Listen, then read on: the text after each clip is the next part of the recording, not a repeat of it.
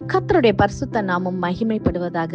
Today's promise verse is taken from Numbers chapter 23 verse 23. There is no divination against Jacob, no evil omens against Israel. என்னாகமம் 23 அதிகாரம் 23 வசனம். யாக்கோபுக்கு விரோதமான மந்திரமும் இல்லை, இஸ்ரவேலுக்கு விரோதமான குறி சொல்லுதலும் இல்லை. We live in a world where people fear curses, negative words and unseen power. சாபங்கள், எதிர்மறையான வார்த்தைகள் மற்றும் கண்ணுக்கு தெரியாத சக்திகளை குறித்து மக்கள் பயப்படும் ஒரு உலகில் நாம் வாழ்ந்து கொண்டிருக்கிறோம் அல்லவா? இந்த நாளிலே தேவன் நமக்கு கொடுக்கின்ற நம்பிக்கையின் வாக்குத்தத்தத்தின் மூலமாக அவர் நம்மளை பாதுகாக்கிற தேவனாக இருக்கிறார். பிரியமானவர்களே, இதை கேட்டுக்கொண்டிருக்கிற நீங்க அநேகர் நம் வாழ்க்கையில வருகிற கஷ்டங்கள், பிரச்சனைகள் அல்லது வருகிற எல்லா விதமான இழப்புகள், இதெல்லாம் நஷ்டங்களை குறித்து நாம் சொல்லுகிறோம். நம்மளுக்கு விரோதமா யாரோ ஏதாவது ஒரு மந்திரம் செஞ்சிருக்காங்க, ஏதோ ஒரு பில்லி சூனியை நம்ம குடும்பத்துக்கு விரோதமா வைத்திருக்கிறபடியால் நம்ம வாழ்க்கையில இது மாதிரியான கஷ்டங்கள், இது மாதிரியான நஷ்டங்களை நம்ம சந்தித்து கொண்டிருக்கிறோம் நம்ம சொல்றோம் அல்லவா? ஆனா கர்த்தருடைய வேதத்துல என்ன சொல்லியிருக்குது?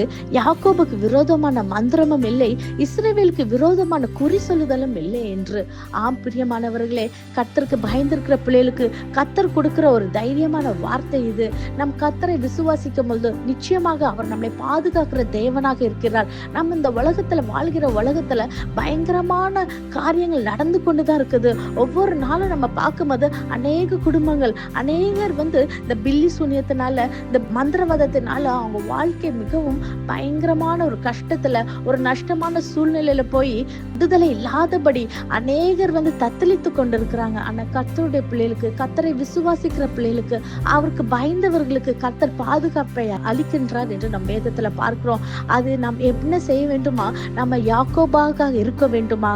நம் கர்த்தருடைய பிள்ளைகளாக இருக்கும் பொழுது, நம் இஸ்ரேலாக கர்த்தரை நேசிக்கும் பொழுது, கர்த்தருக்கு முதலிடம் கொடுக்கும் பொழுது, அவரே நம் நேசித்து அவருடைய இருதயத்தில் இருக்கிறதை நாம் கை கொள்ளும் பொழுது நிச்சயமாகவே கர்த்தர் நம்மளை பாதுகாக்கிற தேவனாக இருக்கிறார். இந்த உலகத்தில் உள்ள காரியங்கள் பயங்கரமானதா இருக்குது. அந்த உலகத்தில் உள்ள சத்ருவின் கிரியைகள் பெரியதா இருக்கிறது. ஆனால் நம் தேவன் அதை விட பெரியவர். அவர் பராக்கிரமசாலியாக இருக்கிறபடியால் நம்மளை அவர் பாதுகாக்கிற தேவனாக இருக்கிறார். நாம் அவருடைய ஜனங்களா இருக்கும் பொழுது இந்த உலகத்தில் உள்ள எந்த அந்தகார கிரியையும் நம்மளை சேதப்படுத்தவே முடியாது. பிரியமானவர்களே, இதற்கு நம்ம என்ன செய்யணும்? நம்ம அனுதினமும் கர்த்தரோடு நடக்கும் பொழுது, நம்ம அவரை விசுவாசித்து நம் வேதத்தை வாசித்து ஜெபிக்கும் பொழுது, நம்ம உபவாசத்தோட கர்த்தருடைய சமூகத்துல இருந்து நம்ம ஜெபித்து நம்மளை தாழ்த்தும் போது கர்த்தர் நம்மளை பாதுகாக்கிற தேவனாக இருக்கிறார். இன்னும் நீங்க அபிஷேகத்தை பெற்றுக்கொண்டவர்களாக இருந்தீங்கன்னா, நீங்க அபிஷேகத்துல நிரம்பி ஜெபிக்கும் பொழுது கர்த்தருடைய பாதுகாப்பு இன்னும் அதிகமாக நம்ம குடும்பத்தையும் நம்மளை பாதுகாக்கிறதா இருக்குது. பிரியமானவர்களே, இந்த நாளிலே எப்படிப்பட்ட சூழ்நிலையிலாக நீங்க கடந்து சென்றாலும் நீங்க தைரியமாக இந்த வாக்கு தத்தத்தை நீங்க சொல்லி அறிக்கையிடும் பொழுது கர்த்தர் உங்களை பலப்படுத்துகிற தேவனாக இருக்கிறார்.